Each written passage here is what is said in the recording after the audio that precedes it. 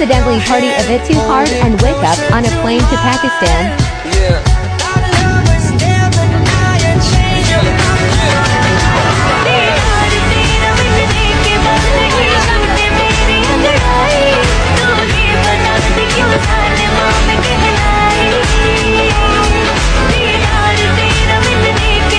Back in bold. Oh, my first recording back in Europe, and I got a great guest, a dude that's like, he's mysterious. Okay, I seen him on someone's viral Instagram reel, and it was about. Wait, matter of fact, I have the video. Hold on, we're gonna play this first. As an American, I have a unique responsibility to make a pilgrimage to foreign McDonald's. Here's my top to so far. Rome's first McDonald's is like a museum. I got some sort of chicken pesto wrap, not bad. This one in Luxor, Egypt is directly across from Luxor Temple. Side note, don't get KFC in Iraq. Yeah, so I saw this and I'm like, okay, this is funny. I've kind of seen similar things before, but then I started trying to find you, and I did, and you had a bunch of funky content, not like your cookie cutter traveling, type of gig. And I was like laughing at this stuff. I'm like, who is this kid? But like you didn't speak. It was like, there's like this mystique about you, and then we started becoming friends on the Instagram and whatnot. And I still don't know anything about you. I know you're in France. I know you're American, but little Chris, it's a little world, man. I'm happy to finally meet in the virtual world. Tell me, how are you? I'm not too bad. Yep, living in France now. C'est la vie. Oh, what is it? What is it again? Salud? No, it's Italian, no? What do they say in France? Oh man, Cheers? Salud? salute maybe. Salute. Okay. I'm What not do you too mean, maybe? I thought you speak French. a little bit, but I hang out with a lot of Americans here, so I got my huge Aperol spritz for my European special, back in Europe. Homemade, no ice cubes, just a lot of Prosecco and Aperol, little club soda. But little Chris, my man, what are you doing in France, first of all? Before we get into the dangerous Middle East stuff, but all these off the beaten path places you've been, what the hell are you doing in France right now for? uh, so I came here for school, and well, I initially visited 3 years ago, just as a little European trip, 1 week in Paris. Uh, so met somebody. That made it better, hanging out, and I don't know, something about Paris. It's just unlike anywhere else I've been. Beautiful, you could walk around for hours, but now I'm getting kind of bored of it, to be honest. And the French people, not much could be said about them that hasn't already. So Yeah, a lot of stereotypes are true with the French. I heard if you get outside, into the northeast part, it's kind of decent. And in Bordeaux, I heard Bordeaux is actually pretty solid. I got a good buddy from there. But okay, so something made you go back to Paris, but that was 3 years ago for just a little Euro trip. But I've yeah, seen you've been to a hell of a lot of places in those 3 years. So it was like the first Euro trip, like out of high school or college, like. And yeah, then you got addicted to the bug and you just kept traveling, or what? yeah. So I had never left the country before, and my family never really traveled. I mean, we did the Disney trips and the camping and stuff, but we never went international. Uh, I turned 18 in my last year of high school, and I actually saw the Aladdin movie, the live action one with Naomi Scott, and really put me onto the Middle East for some reason. Uh, so I started looking into the countries, and then that really got me into geography. I take those online quizzes, and then Mhm. COVID hits, and then I'm 19 at this point, and I had really wanted to travel after high school. Couldn't for a while, but that January of 2021, I took my first trip outside of the country. I went by myself to Egypt, actually, and I spent a little over 2 weeks there.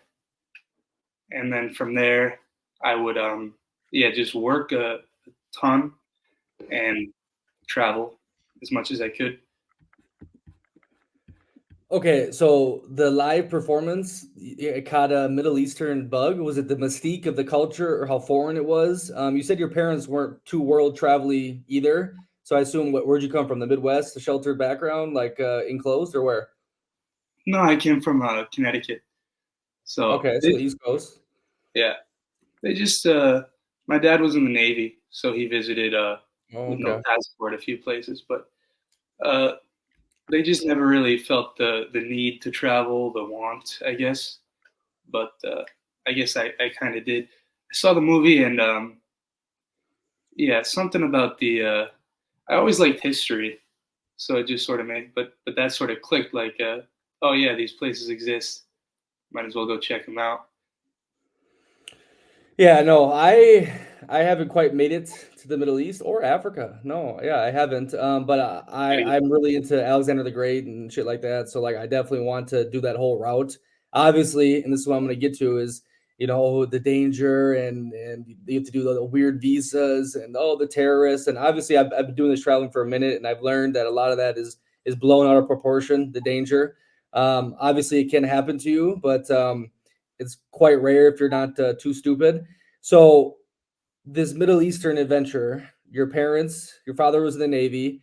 Were they worried a little bit? And as after Egypt, when you handled that quite fine, they're like, okay, he's ready to go to Iran and Iraq and hang with the terrorists in Pakistan. I mean, what's going on here? Bring me through the timeline and how you were able to make this work.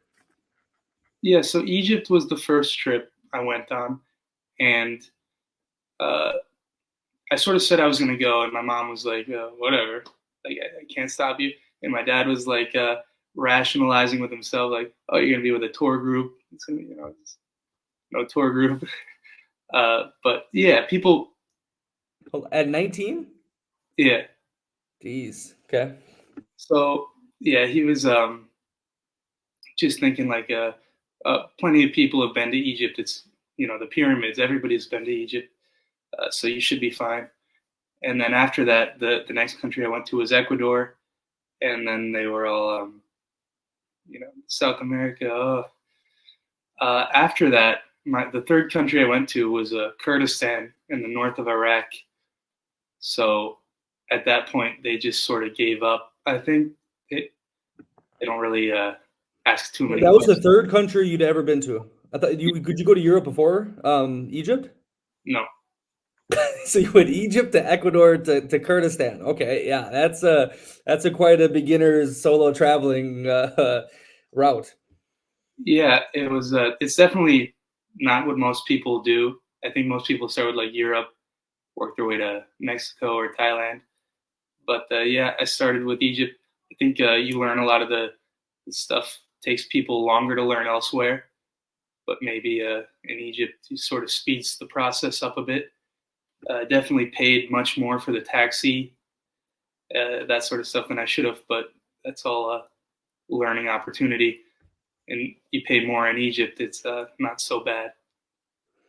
Actually a good point. Like just diving into the deep end right away to get a crap ton of experience, and then you're gonna have no worries in Naples. You're gonna have no worries in the Riviera of Mexico because you dealt with the Egyptian hustlers and so forth. We always read about these things, especially on Reddit. They say, "Where's the worst country you've been to?" And everyone's like, "Egypt." Oh, they hound you. They take advantage of you. You touch the camel, you owe $100. But I think that's a good idea. Someone should just get thrown into the fire. Yeah, I think some people they might get turned off by it though. The travel bug. Obviously, you didn't, but kind of lean into that. What did you learn from this first solo trip to Egypt? well, that's the thing. When you start with Egypt, you have nothing to compare it to besides home. So obviously, it's going to be different. What did I learn? Definitely, taxis are a big thing. Like, never trust a taxi driver. Never trust anybody. Basically, it's rare that people come up to you and just want to be friends, but it does happen because a lot of people with a Western mindset might see a Westerner and want to talk to them. So weeding out the real people who want a genuine connection or conversation from the people looking to make a quick buck, that's definitely a skill that's comes with time. Um, and then you've got to get confrontational with some of those guys, obviously, because they are persistent. So getting confrontational is definitely a big thing. And knowing your limits as a tourist, what you can and can't do. Like in Ethiopia, you could just beat the hell out of whoever uh, trying to rob you or something. In Egypt, that might land you in some trouble. Yeah, that's a very good point, dude. Because this last year I was living mostly in the northeast of Brazil, Mm. and I'd been through the rigor in the Mexican Riviera with the hustlers, Thailand, plenty of places in Europe, and so I was in the northeast of Brazil, and these street people selling, on the beaches and whatnot, would come up to you, and I just don't even pay attention to them, right? I just don't even think they're there, don't even act like they exist, because that's what I'm used to having to do, right? And my people that be with me were like, "What are you doing? Like, they're just trying to, like, if you wanted, you don't need to talk to them. Just say no obrigado," because the people in the northeast of Brazil are very genuine, right? And they get their feelings hurt super bad. So this whole time, like, I'm making people feel like, like they're the shittiest person in the world for selling stuff on the beach, because that's normally how you have to react, because other people in the Mexicos and the Thailands, they do this for a job. They don't care. Like, they're so over rejection and whatnot. But I was being the biggest asshole in the world on the beaches in the Northeast. But it reminded me of your confrontational point, is so many Americans especially just get taken for everywhere because they're super. Oh yeah, oh, you like my shoes, really? Oh, where am I from? Oh, I'm from Minnesota. Here's what we do there. They don't give one fuck about you, you know what I mean? And then they're gonna play the pity game. They're gonna get some money out of you, and all of a sudden you're dishing out money, left and right, or getting in tough situations, right? So that being confrontational and putting your foot down, I think, is a massive travel skill people need to learn. No. Yeah, I think you definitely need thick skin. You can't give money to everybody if you're in a poorer area, and there's going to be some kids. You can't feed all the kids, right? But definitely, yeah, confrontation's a big one. A lot of people don't expect it. Like I was in Morocco. Uh, Basically, this guy was walking, and I walked with him to this leather tannery where they tan leather for selling purses and whatnot. And there's a bunch of signs that say like entry is free, there's no tours, don't pay anybody. And I had read about this scam, and I was falling for it. Kind of. I just wanted to see what happened, I guess. The place was terrible, not worth seeing. Walked around, it just smells terrible. And I left after maybe like 3 minutes. And then the guys, like, of course, asked for the money for the tour. And then a big group just surrounds, out of nowhere pretty much. And I think they were shocked that I refused. I don't think many people refuse in that situation, which they should. It's just a dishonest way of making money. I get that they need to make money, but that's not the way to go about it. Did nothing happen to you? I heard they spit on you and throw rocks at you in Morocco. Is that true or no? No, that's Ethiopia where they throw the rocks. I don't. Um, yeah, you got rocks thrown at you in Ethiopia? Ethiopia? Yeah, I know Somalia went through the civil war, and Somaliland is decent. Another part is the total war zone. But I thought Ethiopia was going through some crap too. Were you there during that time? yeah. I was there this past summer, 2023. It was, I think, still going on, but it's mostly in the north in a region called Tigray. So the capital, Addis Ababa. I was going to travel around, but it was so bad that I left after 5 days. But the capital wasn't seeing the violence or anything, but the refugees were there, so that was causing some problems, I think. Okay, so Egypt, you got through with a couple scars, but nothing too crazy. Was it like an experience where, like, holy shit, I'm addicted to this solo travel living. I feel so free. Kind of like when you were wrapping up and you're getting on the plane to go back home or wherever. What were you feeling after that first solo travel adventure?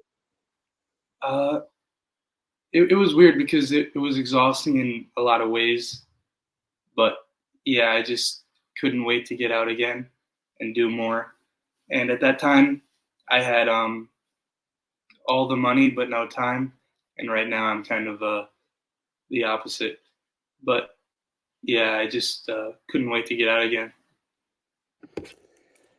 Okay, what about the history though? You went through all that stuff. Was it as beautiful and crazy as you expected? Because that's what I'm really interested in. I want to go stay in Luxor for like a month, see all the ancient, tombs and whatnot. Obviously, do the pyramids, but I want to go through the Nile. Is the history all it's worked up to be? The Egyptians will they'll hang me for this, but no, probably not. I mean, it's beautiful, but a month in Luxor, I wouldn't do it. Um, and the thing about Egypt is it's very very dirty, which is normal. It's to be expected in a lot of countries. But like if you're creating content, if you're making videos and stuff, the Egyptians will just go in on you in the comments for recording a street, and even the temples, because they don't take care of them. So the temples, filthy. There'll be a staircase to an ancient tomb, and it's blocked off, and there's a bunch of Doritos bags and stuff. So yeah, Egypt is definitely, the history is not what it's cracked up to be. There's other places that I feel like Iraq, for example, super rich history. Obviously, is the cradle of civilization, and I think they take better care of their stuff, from what I've seen. So I would recommend Iraq, honestly, over Egypt. And for the scammers and hustlers as well, none of that in Iraq. What I've noticed that too. I remember the Cleopatra documentary. They got so mad because they were trying to do the whole blackwashing thing, right? The Yeah. Egyptians were like, "Stop screwing with our history," and they seem like very defensive people. And I've noticed this is a lot of third world type countries. Like, if you talk bad about their country, even though they talk so much shit about it, you'll get thrown up on the lamp pole, right? But why is it you think Egypt is so? Now you only spent 2 weeks there, so it's kind of probably hard to really understand everything. But why do you think it's so dirty and fucked up? I actually went back for another 2 weeks. So all in all, I think a month. Okay. But as for the nationalism, I think that's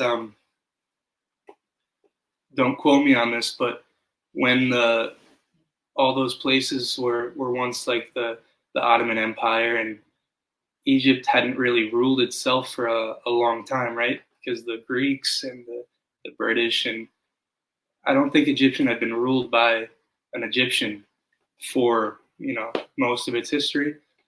And now all of those countries that weren't ever countries, such as like Iraq and Syria, now they become countries.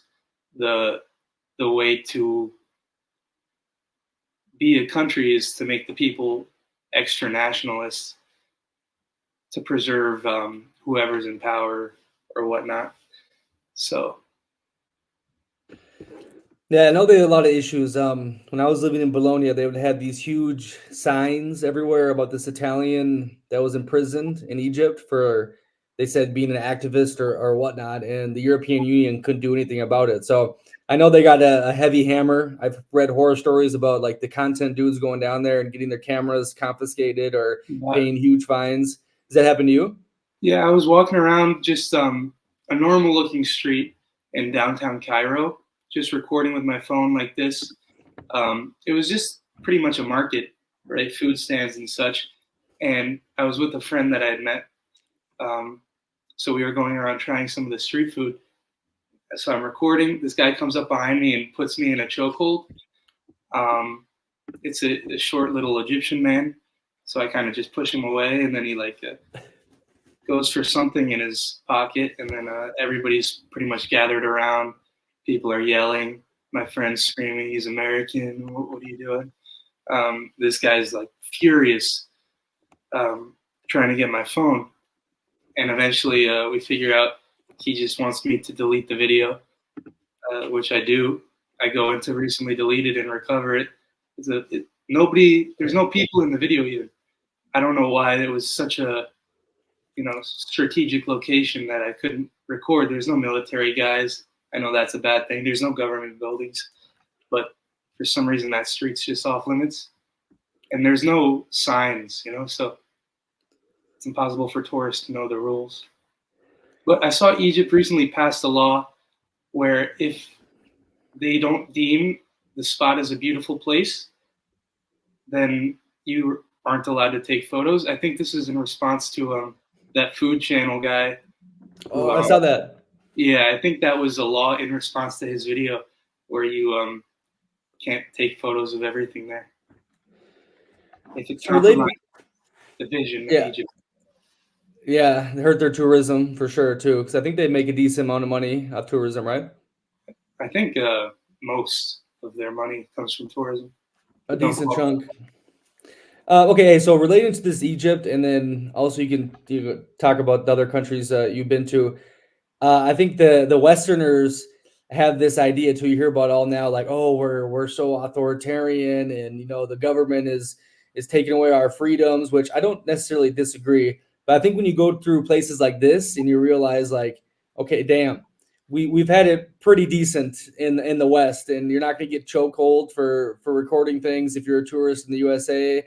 And what do you think about that? About how you see on the Twitters and the Instagrams, the people are like, oh my God, we're not free anymore, and compared to these other countries you've been to.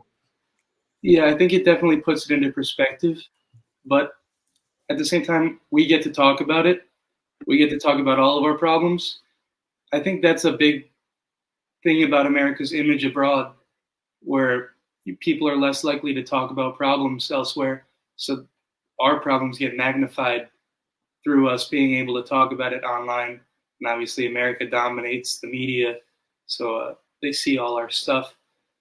So I think, yeah, that's a big part of it. Just being able to talk about it. Um, yeah, definitely puts it into perspective.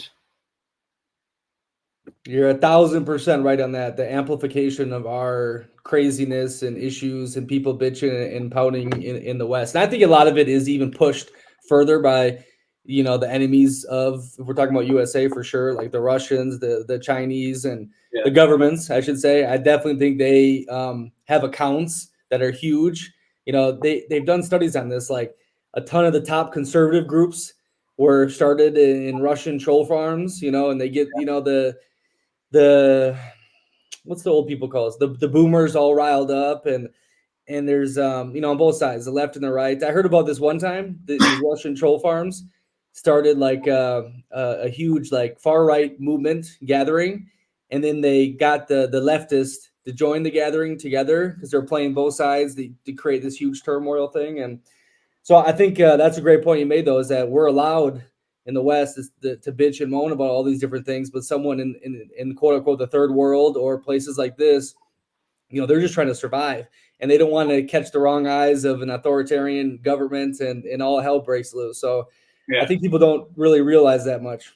I think a big problem with that as it relates to travel, and I don't know if you've experienced this, but a lot of people will going to outside of Europe, is that a lot of people in less developed places, less access to like education, the internet, they'll assume that every Western man is gay, and every Western woman is some sort of promiscuous woman.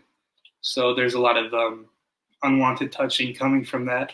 You know, I was just chilling on a bench in Baghdad, minding my business. Some old guy comes up and tries to reach for my crotch. So I think that's a big problem around the world, that they don't know that not all of us are gay. That's fascinating, and I think that might have to do with the strong polarity in these Middle Eastern countries. But like for me, I've gone to a lot of like off the beaten paths in Europe and South America, Latin America, even Southeast Asia. And I think they have the old perception of the Hollywood films. It's slowly turning. I've noticed a huge shift since COVID. So I think the TikTok has been a freaking Trojan horse for sure, amplifying the worst of the worst. But when I go off the beaten path in these places, it's like, oh my God, is everyone in the USA, rich and like living like the California dream? And normally, like I told you, I've been back in Europe, so I'm eating cheese. I haven't got a haircut. I'm being a little lazy. I look good. I walk around. I'm not a little short guy. I'm not fat. and I get the feeling that it's like, oh, this is, you know, what the movies, the American dude is. You know what I mean? Now, if you go to like the Rios, if you go to the Cancuns, they know what the majority of the Americans look like. You know, like nowadays, where it seems like everyone's fat. You know, everyone is sloppy. The TikTok version of us. But that's curious, and I'm very interested to see if I'll go to the Middle East and they'll look at me and be like, "Oh my God, this dude is feminine because he wears, you know, farm, you know, these loud shirts and so forth." So I didn't hear about that at all. That the experience that you had that were viewed that way in certain places. Yeah, and I mean it's not everybody obviously, but you know some of them see a Western dude and it's just their one shot, you know, because they'll be rejected by their local community if they try with anybody else. Okay, hold on. Let's get back on path here. So Egypt, and now we go back home to make more money, and we say, "I'm gonna go to Ecuador." Why? Ecuador just had a freaking gangs take over the capital. What was the idea behind going there? Yeah, so that was before that. Uh, the the idea was that I found a really good flight to Ecuador, so I just decided to head down there. I was doing school at the time, so I did online school from my hotel room in Quito, and I spent 3 weeks, I believe, 2 or 3, maybe 2.5, and I didn't really do much, but mostly just city living in Quito, which really nice place, but for 2 3 weeks maybe excessive. Not a whole lot going on, but the air was nice. And empanadas were great, so I would definitely go back and explore the rest of the country.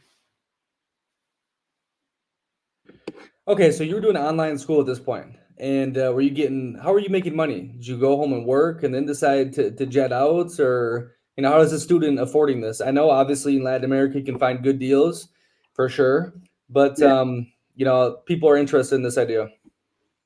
definitely. So my first thing was working at a restaurant. I was pretty much just a cashier, like fast food. But you know, everybody's tipping in America now for any position. So I had a tip jar. So I made pretty decent money doing that. And this was the time of COVID, so pretty much everybody was a investor, uh, and it was hard to lose money. Very easy to just day trade and have no risks involved. So I made a decent amount of money doing that. Um, and then I went away for a summer, lost that job, but came back and I got a job at a bar as a line cook and dishwasher. So I was just cooking food and washing dishes. And that's been my on and off job for the last maybe 2 years. And then I did a little bit of babysitting in France, but quickly quit that. It was not for me. Yeah, you remind me of a dude I met going through the Sacred Valley in Peru, a Canadian guy, one of those richer regions up there, and he was a pizza dude, like delivering pizzas, and he's been doing that for like I think 6 years, and takes like 4 or 5 months off during the year and travels with that pizza delivery job. So like that was like the old kind of stereotype that you know the American could do like a shit job for 6 months and go travel for another six and you know live like a king. I don't think it's as crazy as it is back then, but the dude was doing it just fine. He's like, yeah, I'm staying at hostels, but you know I'm still doing the awesome Machu Picchu trek. You know, I'm having a beautiful time for months on end. So I think I mean this is a cliche thing, but a lot of Americans just never realize that there's more to spending $2,000 at an all-inclusive week-long hotel in Cancun, right? That money can go for a month, 2 months outside in the city center of Cancun to this day for $2,000. You know what I mean? So that is that something you've ever battled with when these people see you in all these different places? They're like, how did you get all this money? You know, your daddy, your Navy daddy is paying you to travel the world. Definitely. Yeah, they don't support me like that. But definitely something most people would say that must be easy with your dad paying. But yeah, I worked a lot, and one thing about me is I've never really stayed in a hostel before. Uh, Most of the time, I could find a hotel $5 to $10 a night, like in Iraq just recently. I'm not saying it's a great place by any means. I would stay there again, but I have a video of it on my TikTok. Kind of, you know, I don't want to be mean because the guy was nice, but the sheets clearly haven't been washed. Some Spider-Man blanket. The windows were all smashed in, and the door didn't lock. There was a door to the outside that I said in case I need an escape route, which might have been true judging by the place, and shared bathroom with like a squatty potty, um, which is pretty rough if you're eating questionable foods. But yeah, there's hotels to be found all over the world for pretty decent prices. Yeah, but I highly recommend people, especially when they first started doing some solo traveling, to try the hostels. I've had some crazy experiences in Europe, especially. I've done a couple in Latin America. By the time I went to Southeast Asia, I didn't need to stretch the budget that much, so I didn't do the 64-person rooms or the crazy stuff they got going on down there. But the experiences you have, the people you meet, I mean, I have stories on stories. One is in Paris. One is getting punched in the face in the middle of the night in a Paris a hostel in the red light district. But it's a good like None of the welcome stories to were ever good. There are always people what's getting peed on, and yeah. Yeah, but it's definitely huh? content, definitely interesting. Well, I really want to do it because Hostel and Eurotrip, Hostel, which Tarantino helped out with. He didn't direct it, but it's a famous horror movie, I think 2005, where these Americans do their European trip. It's kind of like Euro Trip, but the dark version, the horror version. And I'm like, damn, that sounds so cool, like a hostel and beautiful Euro chicks, and everyone's getting drunk and so I've had great experience doing it, but now I'm getting older and it doesn't excite me anymore. So, but everyone else, you need to try hostel life at least once. Americans are like, this is crazy. How could I ever do that? But one, you save a ton of money, usually in the city center. You meet just characters. You learn so much about different people in the world. So, but I do agree with you. You can find. I was in Chiang Mai 2 years ago, and I was staying at a place for like $12 a night. It was nice. It had just outside the walls of Chiang Mai, so great location. It had a pool, your own bathroom. They would come clean every day. You had free coffee, some breakfast in the morning for $12 a night, right? In Chiang Mai, Chiang Mai is not what Chiang Mai was, 7 years ago when people were living on $200 a month. Like now, it's more digital nomadized, and I still found a place for $12 a night. So you can definitely find deals if you go to where everyone else isn't necessarily going. Hmm. Okay, Ecuador. So no big realizations from there. No interesting tips. No, not really. I was just going to the same empanada place every day. Wasn't really doing much, but I'd definitely like to get back out there. But then, like I said, after that, um, for the summer, I went to Kurdistan, Iraq, and then that trip, I think I went to Kurdistan, Turkey, Morocco, and then France. Okay, so hold on. You were in Ecuador when? April 2021. Okay, 2021. Now hold on. So you went back home. You started working, I assumed, right? Yeah, And then your next place, where'd you go? Kurdistan. And that was end of April 2021. No, that was around July. So I think I did 2 months abroad in the summer. And that was the start Okay, of I started doing bigger trips, going to many countries after that. Okay, so what was the mindset switch after Ecuador? You're like, okay, hey, I'm gonna try to stretch this as far as I can, or what was kind of the mindset, and how did you get a Kurdistan ticket, and what was the idea behind going there to start it off? Okay, so first of all, tickets very simple. Just buy them like any other place. Why though? Uh, that's a good question. I really was interested in Iraq. I always have been. So I just did my trip there recently. But even the north, the Kurdish region, has so much fascinating history. Everything they've been through, Saddam and the fight against ISIS. So I, I feel like it just called for me. But yeah, I'm sorry. What was the first question? I was working backwards. I was refilling my Aperol spritz. I said I had to get a little buzz for this episode. So, okay, what was this big jump? So, okay, yeah, Egypt, a lot of tourists go there. Ecuador, it's gotten really popular. Now we're going to go to freaking Kurdistan where there's wars all the time.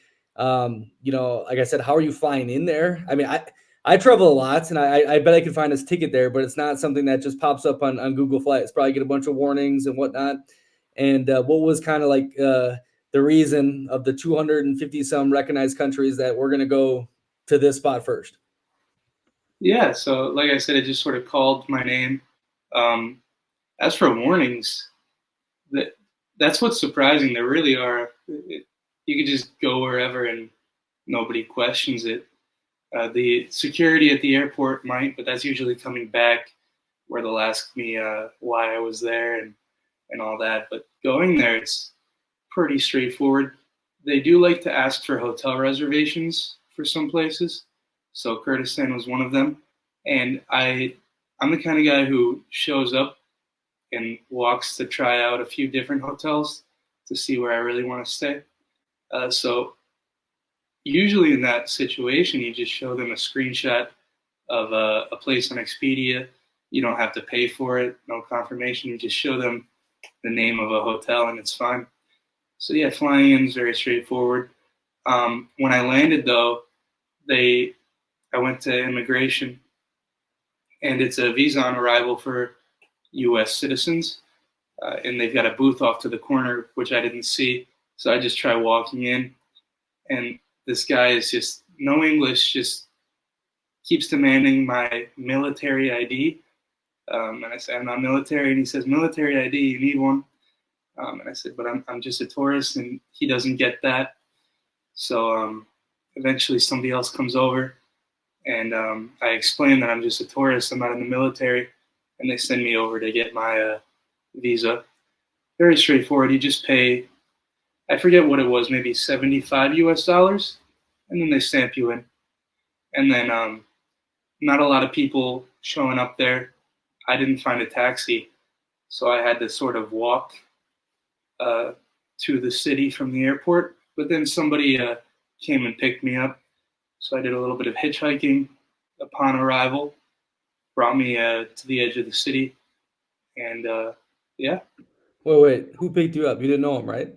No, just some random guy, but that's just kind of the culture there, helping people out without asking for anything. And definitely interesting after visiting Egypt, that these people, maybe Kurdistan's economically well compared to a lot of other places, but even so, they'll help you without asking for anything, which is an interesting cultural shift.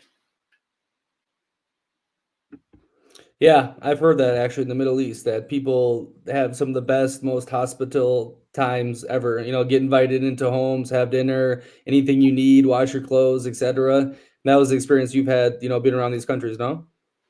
Yeah, for the most part, definitely. Egypt, Morocco, kind of exceptions, but that's most likely not due to the culture, but the tourism, because tourism is a big part of their economy. So a lot of people doing the scams and stuff. But you won't find the scams in like Lebanon and Iraq. I haven't been to Jordan really. I spent maybe a day there, but I assume it's leaning more towards Egypt. Okay, so Kurdistan though, this is your first kind of real off the grid type traveling here. What kind of lead me through the experiences, the eye opening moments? What stuck with you through this adventure, and how long was it? I stayed just a week. So yeah, I get there. Um, Everybody's welcoming. They hadn't really seen the war. It's a very clean place, so everything was going really well. And then I visit a different city. It's nice. I go to a theme park. I meet some guys. They're all really nice and cool. I go back to Irbol, which is pretty much the capital of Kurdistan, and I eat at this KFC. And this is maybe day 3, maybe day 4, but I end up getting the worst food poisoning of my life, worse than anything in India or Pakistan. So I'm kind of just naked on the bathroom floor, vomiting, you know, shit my pants, that sort of stuff. So I've got a flight out, after those 3 days, and I go to the airport with just hoping I can make it through the flight without, vomiting all over the plane or something. And there's like 3 different security checkpoints you have to go through before you could even get your ticket. I finally get to the 3rd one.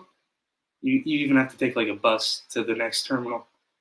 And they fondle me at security, like they go in depth.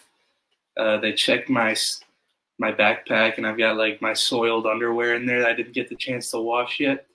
And they eventually send me to the next guy, and he asked for my COVID test, and now I'm freaking out because I didn't get a COVID test. I'm like, come on, please. I'm like dying here. Let me go. Turkey doesn't require one. I'm going to Turkey. And this guy's just like, I can't do it. You got to get a COVID test. So I say, at least let me go change the flight. So I changed the flight for like 2 more days. So I go leave the airport, and I can't find a taxi out of there. So I have to walk back to the nearest hotel, and I'm like kind of the only guy on this big highway, and there's like a military base, so there's like choppers flying around me. I'm just sort of like trying not to shit my pants or vomit. And then I just run into the hotel, and they're like, "Oh, you're back." And I just ask for the bathroom. I sort of yell at them, "Bathroom," and they point me to it. Let it out, and then I tell them about what happened, and then they tell me where I need to go the next day. And yeah, then I get out of there. But that was sort of a, something intense to go through on being by yourself. I was still 19, so. Yeah, what are your parents saying? Are you talking to them during this on WhatsApp? Or, I mean, how are they? Do you tell them any of this stuff? Or do you say everything's roses and dandelions? I mean, come on. Yeah, they got it. I don't really talk to them when I travel. They don't have WhatsApp or anything. So I was just sort of going through it by myself. Just sort of, yeah, I just got through They never worried once about you being in crazy spots, or no? I'm sure they worried, but we don't talk about it. Yeah, it's better. So hopefully they don't listen to this episode. Okay, now we'll do a little fast forwarding because I want to get into some higher overarching themes of all this. So Kurdistan, okay, you did your Middle East, you got your feet wet, and now you're like, fuck it, let's do everything. So you just started hitting the ground, and the Pakistans, the Iraqs, to get into where you're going, interesting stories and ideas or perceptions that were blown on the craziness of the Middle East journey. Yeah, so Pakistan's definitely interesting because obviously in most ways it's super close to India in terms of culture and everything. But when you accidentally party a bit too hard and wake up on a plane to Pakistan,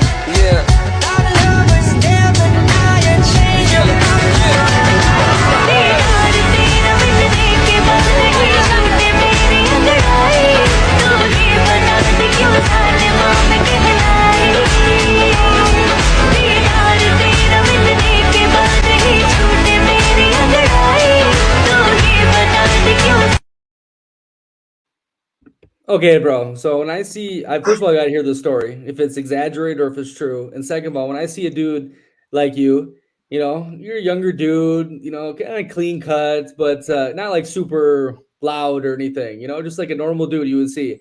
And this dude's in Pakistan, with parties, wearing the traditional outfits. I mean, I'm like, this is out of place. This is crazy. Like, this is great content for sure, but it's hilarious to me. So hold on, what the hell happened here? Pakistan. I got drunk and I'm going to Pakistan.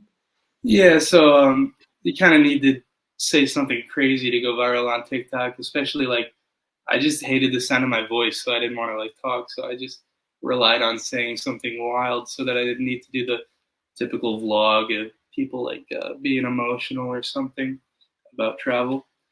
Uh, so yeah, that's not real at all. But that would be a funny story, but you need a visa to go to Pakistan. So yeah. I mean, I've woken up on benches, but I haven't woken up in Pakistan. That's for sure. Yeah, okay. I get it. I understand. I understand. But the still my idea of this random Eastern Yankee showing up in Pakistan and wearing the traditional garb and not seeing any other gringos or foreigners is out of place for sure. Do you ever feel that way when you're in these places? Don't you feel like you're all eyes on you or anything? Yeah, definitely. But some places like Iraq, I keep going back to Iraq, but like they nobody gave me a weird look or anything. But in Uzbekistan, people definitely stared, um, which is weird because for all they know, I could be a Russian guy, and that was kind of the mindset in Kyrgyzstan and Kazakhstan that this guy's just a Russian guy or something. But yeah, uh, Pakistan, I was definitely the center of attention in a lot of circumstances, and in some places in Pakistan, you don't really want to be the center of attention. I was specifically in Peshawar, near the border with Afghanistan. It's a pretty notorious city in the terrorism circles, and for Wait, is this the capital? Why the hell are you there? um, I went because it's notoriety. Um, I kind of just wanted to see what it was like. Uh, Like history, or is like, okay, this is a dangerous region, so I want to do some Kurt Cass type travel. um, a bit of both. I definitely wanted to see what it was like, being so notable for what it's notable for, but also the history is definitely interesting. One of the older, if not oldest, cities in Pakistan. So I need to do Um, Hold on. So do you see any other tourists there, or is this place pretty off limits? Pakistan or Peshawar. The Peshawar, the area. No tourists, but Pakistan also. I think I saw maybe like two other tourists the whole time I was there, maybe even one. Okay, and getting in there wasn't too difficult. You just had to do visa on arrival, pay what, $80, same thing. Yeah, you do a online visa, which is pretty straightforward Yeah. and simple, same as India. But they'll just ask if you have like Indian parents, and then the Indian visa will ask if you have any relation to Pakistan, and Yeah. if you don't, then you're good. And no one at the airport is saying like, "Hey, I need you to be on your toes. Make sure you're being smart or anything." No, they just sort of let you walk in. It's strange. Okay, take me through this little region. What's going on here? What are you doing? Take me through it. So Pakistan, I'm just sort of going out around by bus to all the different cities that I want to go to. I I don't know if I have like a really strong stomach and I just push the limits, or if I have a really weak stomach, but I spend maybe a fourth of the time, near or on a toilet. But that's the case in a lot of places I go. But I'd say it's because I'm adventurous with the food and loose with what they say about the water, and I just think it makes me stronger. But yeah, I'm not shying away from the food with all the flies on it, so that might have something to do with it. But yeah, Pakistan definitely an interesting place. The shalwar kameez, what they wear, very comfortable. Probably the most comfortable thing I've ever had on. Um, and I'm lucky I still have them today. make for good pajamas. It's just not socially acceptable for me to wear one outside. Otherwise, I would. Yeah, that's interesting. Your stomach feels like that. I think I've gotten food poisoning one time, and I'm a big local food eater. Like I usually Google Translate, hey, give me your best local dish, not just the most expensive one. Winky face, I trust you. It becomes a little game with the waiter, and they want you to like the local food, and it's always good. I have some pizza after a game we had actually in Brazil. It was so a lot of dudes got sick. You know, it wasn't some street food that I've eaten all the time, but hold on. So one fourth of the time you're in the toilet, the other time you're exploring, you're Yeah. doing things. And okay, I've been around the block. So a lot of what I'm saying now is trying to come from the audience about like, oh my God, aren't the terrorists around? Isn't it dangerous? Like for me, I've learned like 99% of people are decent people. You know, the one time things do go wrong, which can happen, you have to be prepared for it. It is what it is. You chalk it up to the adventure, right? So is this the same mindset in the Pakistan terrorist region? You're not having any issues. Everything is Hakuna Matata. Yeah. So the thing is, a terrorist attack in the West might be like an opportunity, but I'm not like CIA. Like I don't know what I'm saying is true or not, but they'll plan it more elsewhere because in Pakistan nobody's expecting a tourist from America to show up at a certain place.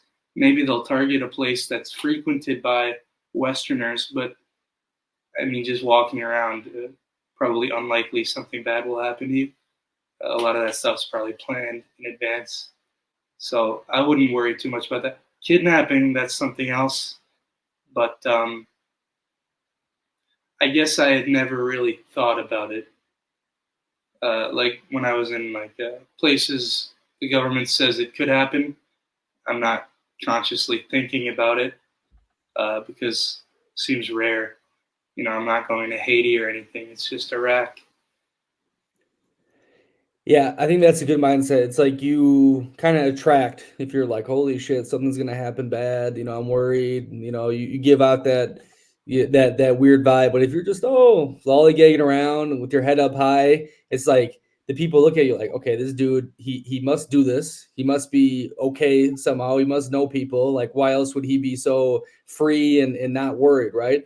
I've This done that is a lot in the slums of Southeast Asia, the favelas of Latin America, some gypsy communities in Europe, and I've had zero issues. I got robbed one time, and it was in the centro of Belo Horizonte in Brazil. And the centros in Brazil are the most dangerous part. Like the favelas are not that bad. Obviously, the rich areas aren't bad, but the cities is where the favela people, do their work for the most yeah, part. And I was the only gringo with like 50 Brazilians on a street party outside, hammered. I had shopping bags with me, jewelry on because I was shopping during the day. We just got drunk and we stayed in the centro with locals I knew for a long time, and some dude just ripped off one of my necklaces and ran off. Like I had lots of cash on me, shopping bags, everything, and that's all he took. So I'm like, okay, let's just keep drinking, right? But I definitely think it's the vibe you give off. If you go into these places like, your head down and whatnot, don't stare people in the eyes and act like a tough guy, but just be like, hey, this is normal for me. Like this is not a big deal. And usually they get a sense of, okay, it's probably not the best target to go after. This probably won't go down super well, or it's not worth my time. Because a robber, most of them, some are mentally retarded and crazy, but they want the easiest target, or the kidnapper, wants someone that thinks won't cause them the as many troubles. But here's what I caution the people is that when the time comes, because it's going to come, is that you need to be mentally, physically, and everything prepared to deal with, that situation. Because, it's going to happen. We just saw Arab, that Arab guy, right? The yeah, YouTuber. the guy who got kidnapped in Haiti, right? Yeah. And there's been a lot of rumors that now he's like milking it, or it wasn't as serious, but the time was going to come for him. That dude was doing some crazy stuff, and now you're going to Haiti, which is on all these alerts and watches, and you're trying to interview the head gang leader. Of course, like he was probably prepared for it, and he got out of it safe and so forth. But Yeah, so that's all I warn to people who do this stuff. 99% of the time, I think you're going to be okay if you're not stupid. You have your wits about you, and you have some experience, but you got to be ready for when shit hits the fan. Yeah, I definitely say looking confident's part of it, but the Middle East, I'd say you don't have to worry at all about robberies or anything like that. And I think the chances of getting kidnapped or something are rather low. I don't know the numbers exactly, but I'd say the Middle East is a lot safer than people think. They say it's one of the safest regions in the world, no? Besides the terrorist stuff. Yeah, definitely for in terms of like the Gulf, especially for like petty theft and robberies. That's not going to happen there. Speaking of that, and later on, I want to hear the craziest stories from these adventures, but going through all these Middle Eastern countries, talk to me about Islam and what do you think? It's starting to get really big in the West. You see all these British people converting. Andrew Tate. All the kids that worshipped him were like, "Oh, Islam strong. Islam many wives. Islam everything is safe. We cut your hand off if you steal." There's many stereotypes from the West about the religion. What do you feel after going through these countries about the structure, the society, the culture of an Islamic place? Hmm. Heavy question. I think for the most part, it's a great thing. As in terms of like Andrew Tate and that guy Sneeko, uh, I don't know their intentions, but I've seen some of the Sneeko guy's stuff, and I just don't know about that guy. I think he's doing it for all the wrong reasons. Um, Religion's something important to a lot of people, so I don't like to talk about it so much. But for every Muslim I've met has been at 98% or 97, nothing but amazing, you know. So it's definitely if it helps people to be, the best person they could be, I think it's a great thing. Um, as for the structure of Islamic countries, that's they tend to be more authoritarian. Uh, I don't know if that's a religious thing or a cultural thing, though. So, you know, Good answer. Good answer. What is it? No, hold on. How blown out of proportion are the stereotypes from the West about the Middle Eastern Islamic faith? Because obviously there's more acceptance in Europe now. There's a lot of drama because of the immigration issues, because of Israel, Palestine, etc. But how blown up are the perceptions of Islamic people in the Western nations? how A lot of blown. people say it's barbaric. It's the worst thing ever. They hate women. They do this. What do you think? So interesting. You used how blown up are their proportions. It's a funny use of words. Oh, yeah, okay. Yeah. Um, Freudian slip. No, I yeah. have a lot of. So here's my thing. I have a lot of respect for the religion, and I grew up in a Catholic school. I Mm. went through the whole little atheist phase. Someone didn't survive the whale. This is stupid. It's fake. I got very spiritual, which I still practice a lot of different things with the meditation. You saw me before this doing affirmations, manifestation. So I have a little hippie in me. But I was in Notre Dame in Paris, where you love, before the fire. I'm pretty sure it was the day before or 2 days before. I forgot. But anyways, I was in Copenhagen because I flew out after, and I saw on the news Notre Dame was on fire. I was like, holy shit. I was just in this beautiful, amazing building. Like I felt something in there, the stained glass, and that struck with me. And ever since then, I've been back to my Christian roots. Do I go to church?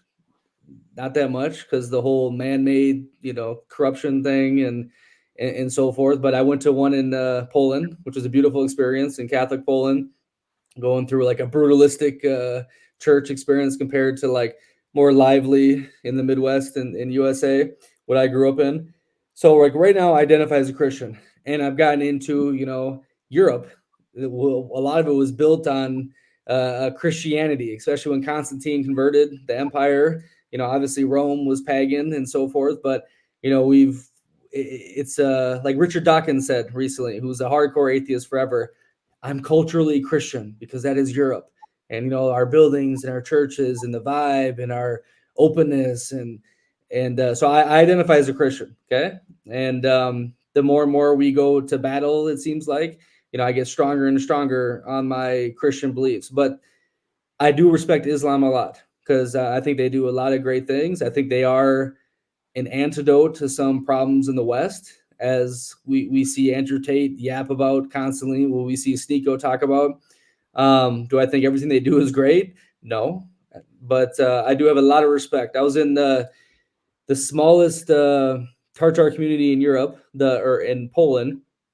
Poland's 99% Muslim or Christian, basically Catholic, and they have Tartar Muslims in the Far East because they went to war with John Sobieski, the Polish king, in the siege of Vienna, and stopped the Ottomans from entering the main heart, the arteries of Europe. So he rewarded the Tartars, who were great cavalry people, land in the Far East, right? And I went to their communities. Sadly, they're dying up. They've lost a lot of people, and there's still a couple little communities there, but it was beautiful, and they've been nothing but good to the Polish people, and they've co-harmony together, right? So that's my views on the Christian Islam topic, but I'm curious, after going through the Middle East, that's why I'm asking these questions to you. Yeah, I definitely see it as a positive thing. And that's interesting you said, like, you identify as a Christian, but you don't go to church or anything. Because I feel like something people in America would think is that, like, Islam equals extremism, whereas in America, a lot of people would identify as Christian, but they don't go to church, and maybe this isn't such a big sin as the Bible makes it seem, or that sort of thing. And I think a lot of people, and obviously more people are, I think, more intense about the religion than would be for Christianity, but there's still a good amount of people who aren't as extreme about their beliefs. And I think the amount of people who are extreme about their beliefs is low compared to what you would think watching the news in America, especially growing up with the war on terror and everything. So growing up, you'd think everybody over there is some sort of extremist and they want to see everybody dead, but most of them are pretty moderate people. Good segue. What is the perception of Americans, besides the gay topic and the promiscuous woman, of the Middle Easterns? Of the Middle Easterners. So that depends. In Egypt, they sort of see like a wallet with legs. In Iraq, so what was interesting in Iraq is that I went to like Fallujah, where I wasn't too keen on saying I was American, so I went with French, and I just said I was French to some people to avoid any unwanted attention, but they were cool with that.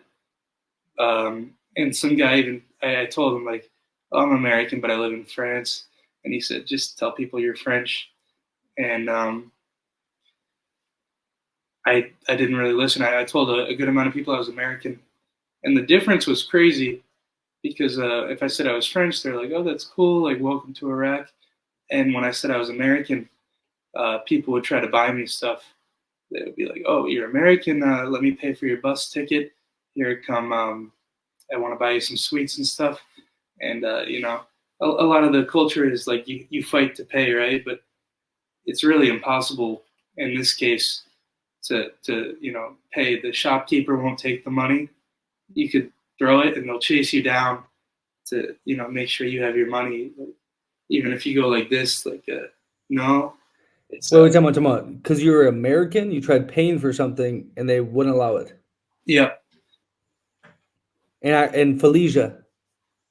This is just Iraq in general, but yeah, Iraq in general. Why? Did they give a reason? No, it's just sort of like everything's free if you're American. Whereas like if I was French, it would be different. But why do you think this is? Because no one's doing this to me in remote villages in Latin America. But and we didn't we maybe did some CIA stuff down there, but we didn't bomb the shit out of a country. And now like they want to do this. I mean that sounds crazy to me. Why? Yeah. So the thing is, um, they have a reputation in America that they know about, right? Iraq has the Iraq reputation. We associate them with 9/11, even though they didn't really do it, and all the bad stuff that happened in the war that we hear about, and obviously the two battles of Fallujah and ISIS.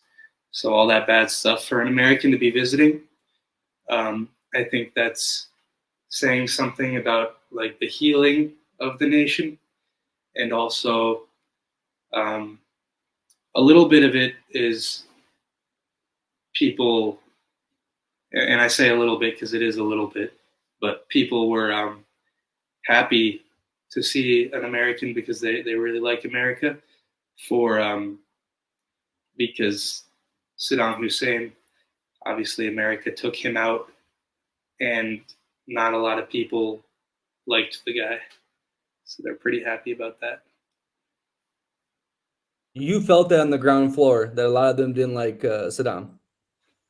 Yeah, definitely. And I talked to a lot of people about it.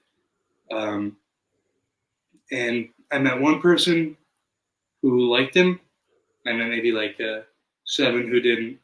And that's a lot of them had family that was killed by Saddam. And then if you go in Kurdistan in the north, like they all hate him because of everything he did to the Kurds. So You weren't in Libya, were you? no, but I think they just updated their visa policy, so maybe soon.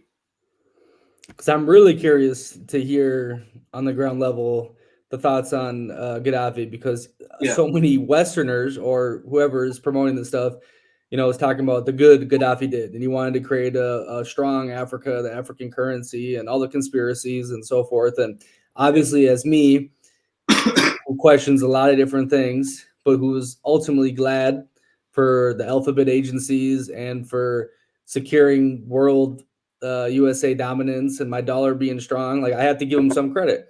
What is it? Means to an end or whatever. And sadly, no matter how many people they've hurt, how yuck and evil we've done things in USA, it's benefited us. You can't deny it, right? So, but I'm always curious to see what the other story is, what the other side is, and that's the biggest one on my mind is Gaddafi. I want to know what the hell actually happened there. Especially when the Hillary was laughing about him getting just like freaking the terminated on the street. I mean, that was evil to me. yeah, That felt a little crazy. But okay, my next question here. Okay. And you have time, right? Or you have to be a little French. No, French dinner is in a couple hours, right? You're yeah. fine. You can talk. Is it 6? Yeah, we're good.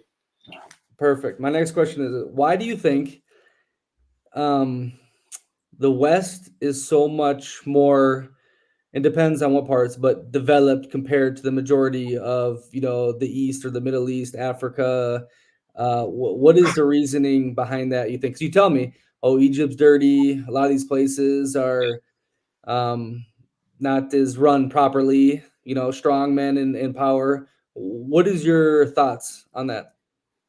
So Egypt has the problem of like a huge population all living in one area, and maybe trash collection isn't doing so well. But in terms of like the West, obviously, Europe kind of had that breakthrough where they uh, dominated the entire globe, and then America was sort of positioned just to be the superpower of the world just through its geography, its rivers and such.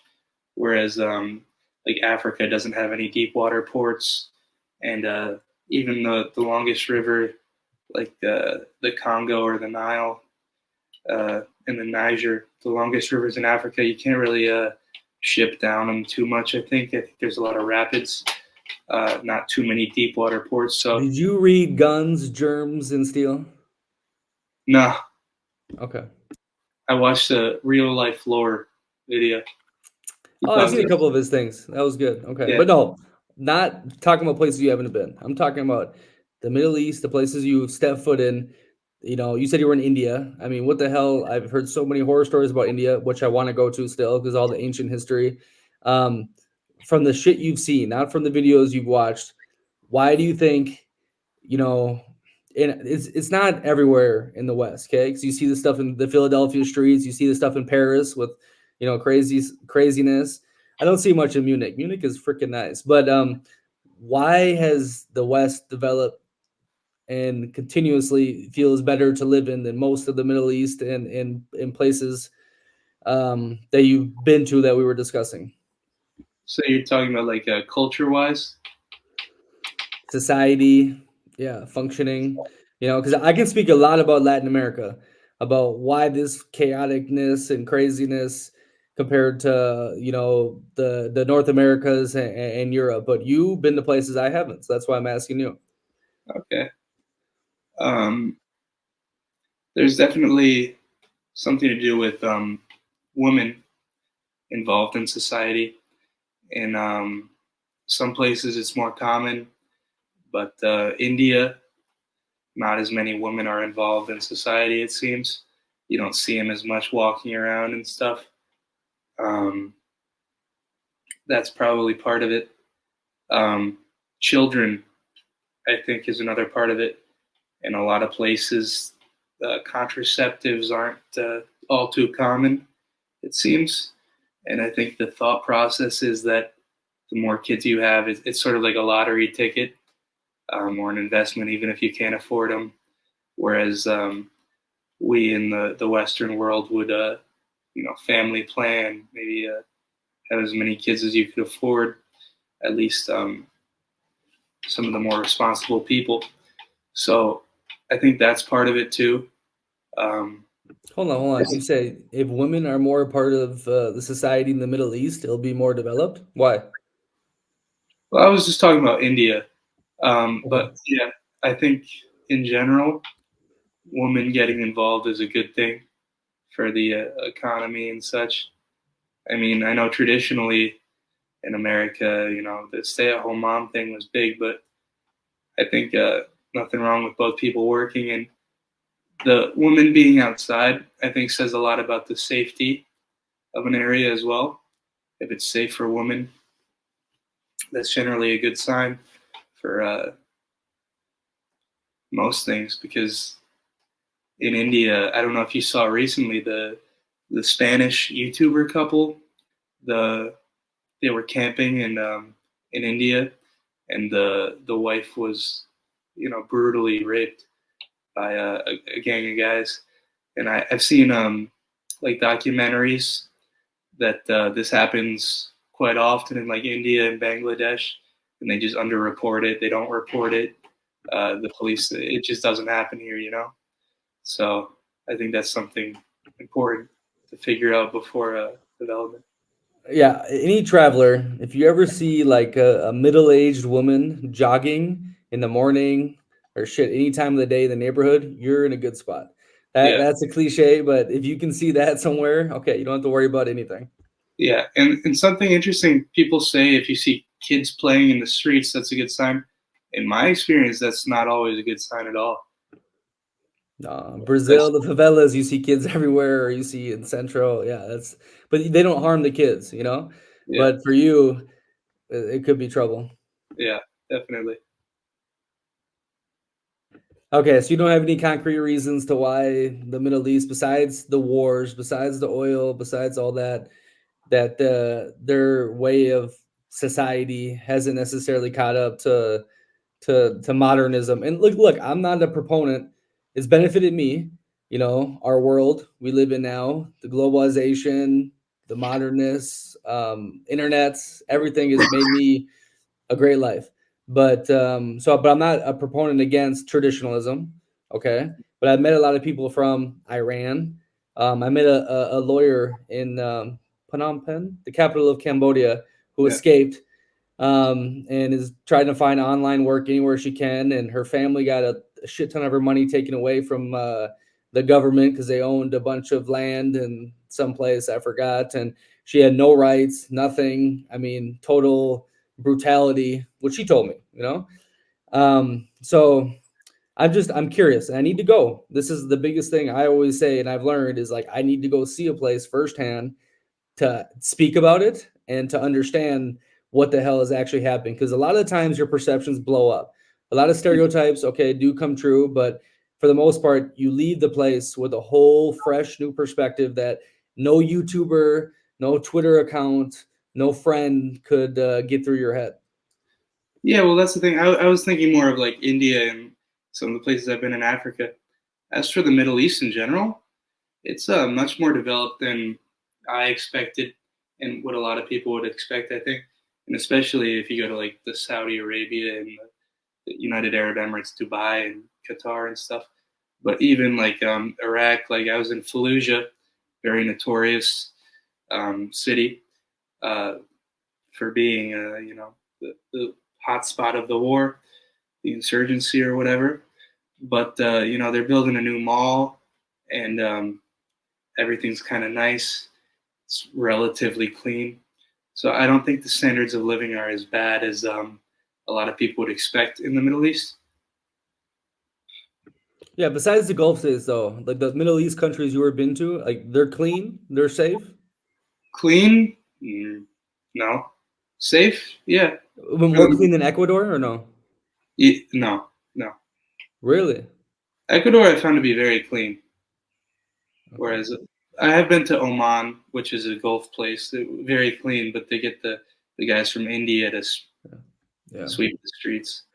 But okay, where have you been in Latin America besides Ecuador? Just Ecuador and the Dominican. So cleaner than Dominican? No, I don't think Okay. so. I'm trying to get an idea. Okay. Okay. Uh, for like Iraq and Lebanon was pretty clean, I'd say. Maybe on par with the Dominican or Ecuador. But as for like Egypt is not quite like India, but approaching. See. Hold on, because you're in Paris and I've been to Paris. Compare Paris development, cleanliness, safetiness to these Middle Eastern countries. Uh, that's a bit difficult because Some the areas area, are bad, some areas are good. Yeah, I get it. But yeah, overall, I live in kind of a sheltered area in Paris, but I'd say compared to like the outskirts of Paris, um, it's dirtier for the most part, but somewhere like Beirut actually is cleaner, I'd say. So I'm closer to like a city center Paris, like the seventh near the tower, but okay, yeah, beautiful. I got a question. So how old are you now? 22. Okay, 22, seeing all these different places, got your brain blown up with perceptions. How do you feel compared, or how do you feel going back home or whatever you're gonna do to your peers and to the average American, and how are you gonna like deal with it? Because I have a hard time dealing with like people I grew up with, or whenever I do go back home. I haven't gone back home since 2022, and it's just hard to adjust to normal life when you've seen all these different things, you've been through all these different experiences. Tell me how you deal with it. Yeah, I'd say it is difficult to go home and you have all these unique experiences. It's sort of like I've lived a bunch of different lives, which I know is the cliche, but each place, is a new story. People always ask for the craziest, and it's hard to, think of, one in general. But I'd say it's hard to. People are always interested, definitely, in like hearing about all sorts of different traveling. But as for like connections, I'd say that's probably not a lot of people would relate. I don't think the average American has been to more than 5 places, but I think the thing that's difficult is um, a lot of people, I'd say, um, have these ideas in their head that they won't shake, um, even presented with evidence. Otherwise, they would say, like, I don't know, Iraq is terrible, dangerous place, or French people all suck, that sort of stuff. They'd have these notions that even if I've been there and it's not true, they just won't let it go. Yeah, and that's a tough thing because I'm very hard-headed, and I think you have to have some sort of ego to survive in this world, even to thrive. I think the ego is a tool, but the more you do, the more you see, the more you realize you have no fucking clue what is going on. It's all, there's a famous quote by some philosopher, like, the smarter you are, the more you know you have no fucking idea what is going on, right? And Yeah. I feel that a lot when I go to different places or I have new experience. I'm like, damn, I thought that way before, and now I think this way. So there is something to me about that bubble. Okay, that bubble should be somewhat protected. It's good to break it, but if you break it too much, you go fucking crazy, right? And I believe this is why I talked about it a lot. American delusional bubbleism is been very important for us because it's the reason we went from outcasts, Puritans, losers from Europe and created a freaking massive empire in 250 years because we stopped giving a fuck about anything outside of us and focused on the now and focused on what we are doing. And we were delusionally confident. Okay. And that has been very rare throughout history is putting the blinders on and creating that. So I struggle with that balance about being like, okay, how do I stay confident in this tiny speck of a world that is a tiny speck of this universe, but also try to learn more, right? So the final thing I'm going to ask you is on that topic. After all this traveling, after seeing all these different things, all the experiences, what are your perceptions about America and Americans compared to when you first started traveling? Oh, that's a good one. When I first started traveling, I sort of had this perception of Americans, I think, from social media of being like almost embarrassed to be an American, like, you know, because you see all these this stuff people says about like, oh, American food and like Americans have no culture, all that sort of stuff. Americans are rude, stupid, and I was like, oh yeah, the rest of those guys are stupid. Yeah, you're right. And now I've sort of become more nationalistic. I think because I've seen that most people, no matter where you are in the world, are the same. Um, and that's really just like an egocentrism thing that they have that like, oh, Americans suck. Um, no, I think we're one of the better places to exist. And I think Americans are more open than other cultures and countries. I think our food is better. I think, yeah, just all sorts of stuff like this. I'm definitely more okay with being American now and happy about it. Interesting. Really interesting. You hear a lot about the super proud American person who starts traveling and then, oh, I hate America. It's the worst thing ever. And then after a couple of years, they keep traveling.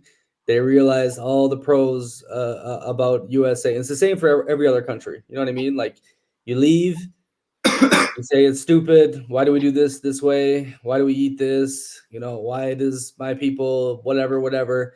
And then you learn to appreciate where you're from, right? The grass is always greener, you know, that type of mindset. And that's interesting that you came out of this or starting with like, oh, Americans are fat and stupid and delusional and retarded. And then you came to appreciate what makes us special, right? I believe we're the land of extremes. Okay. We have the best of stuff and the worst of stuff. And it's the reason we put the man on the moon. It's the reason Hollywood dominated. It's the reason why we have so much money, this massive military.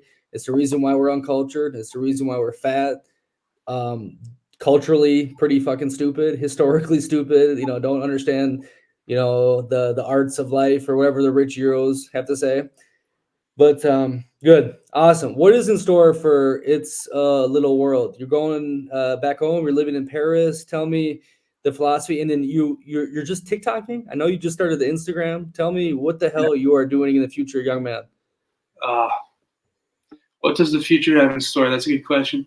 I'd like to go back home for a little bit and work save up my money and see if I could make something happen in this summer. As to where, I'm looking at a few different places. Obviously, we mentioned Libya earlier. Libya.